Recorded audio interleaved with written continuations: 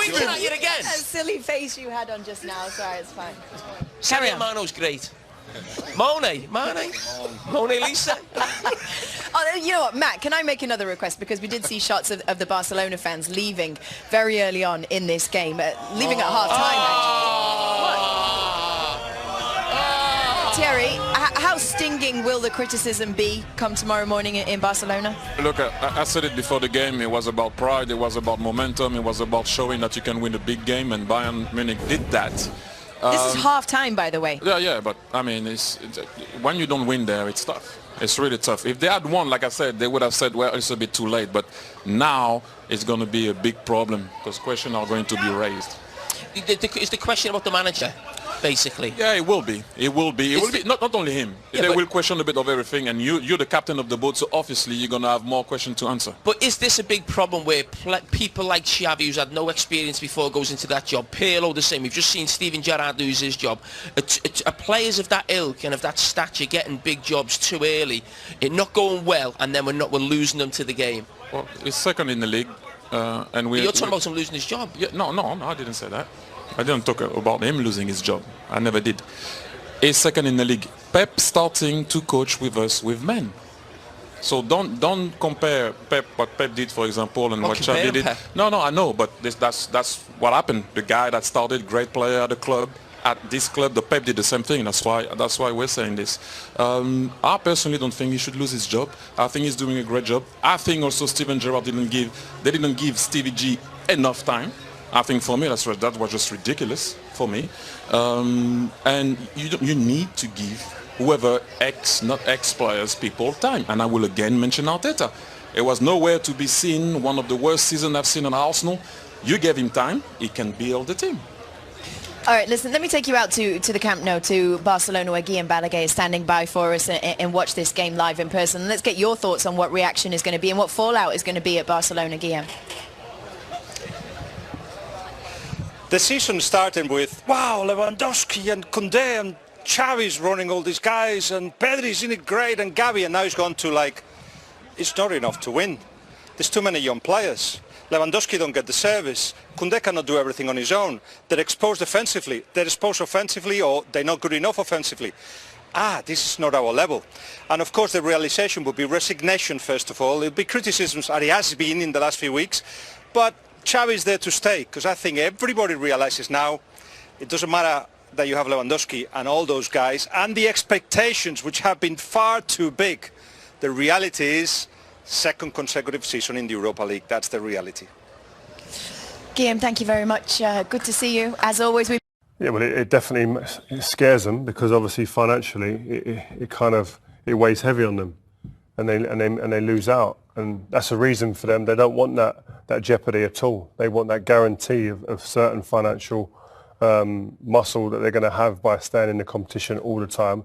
No relegations, no going out and going into a different tournament or going out completely. So this is where it's at. But again, I agree with that. Karma, it always plays a part at some point, and it seems like it's taken that this time. And a huge problem for Barcelona, I think. Obviously they've leveraged money against the TV rights or to buy big players this year, and they wouldn't have expected to go out of the Champions League before the knockout stages. So it could be a huge blow for them financially. Yeah, I mean, Colin says Barca going out of the Champions League is a potentially catastrophic financial blow. And Fentu goes one further and says, reports claim Barcelona is budgeted to reach at least the quarter-finals of the Champions League. It would be a financial disaster if they fail to make it out of the group stages and could affect how much they're able to spend. Sounds like a lead situation, doesn't it? When you gamble on qualifying for the Champions League, they gamble on getting to a certain stage in the Champions League, and the house comes crumbling down. And you think Barcelona, wow, like from the heights that they've been at, to having to come to something like that would be crazy. It was amazing how they managed to do the transfers they did, really. Like, we couldn't understand with the situation we were told was so perilous, and all of a sudden you think they're signing Lewandowski, top players, and you think for big money. You wonder how it's happened, and then obviously going out of the Champions League is going to be a huge blow to that. It's like almost like the rules have been bent a little bit to allow them to, one, get the players in, but then to leverage certain aspects of the business going forward. It's not uncommon, It's not uncommon. No, I mean a number of clubs are doing it, including smaller clubs in lesser leagues than the Champions League and lesser clubs than Barcelona. in England? Yeah, some of them are doing it. Yeah, I read a report that Norwich might have done it. Is it? Yeah. Wow.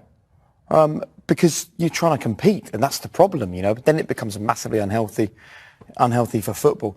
Barca need to back Xavi. You can see the progress. Sacking him would just put us back 2 or 3 years, says Zach Kajama 8.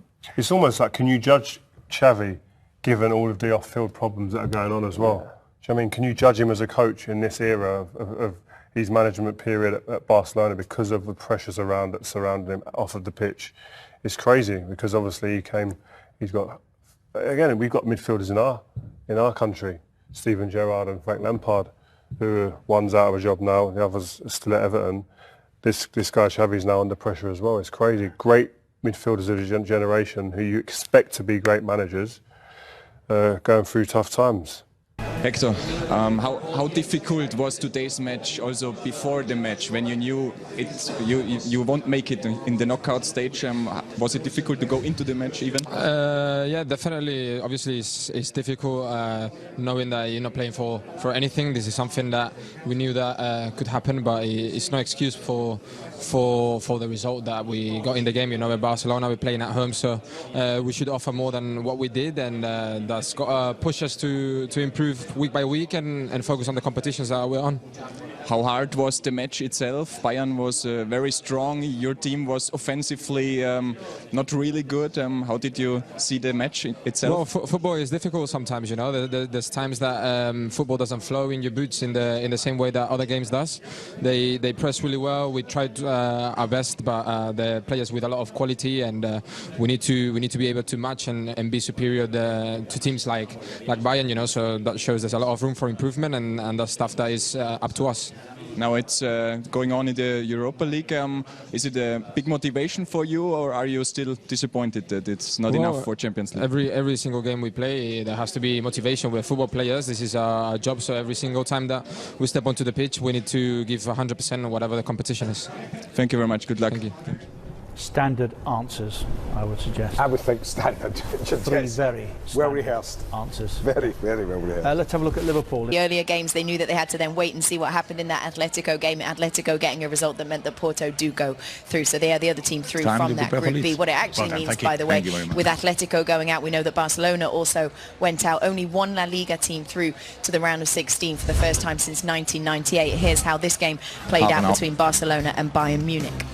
But with Sadio Mane, I mean, there's talk, obviously he's gone there, he's won the Champions League before with Liverpool, but it's a signing to try and win you the Champions League. It's not a signing for the future. We know the age of Sadio Mane, and he's in his real peak years right now. And then Choupo-Moting, he's a player, every time he does something for Bayern Munich, we question actually why he's at the club, and a club of some stature, but he's a really good squad player and he always seems to do the business. Matt, can I see the pass of Gnabry, please?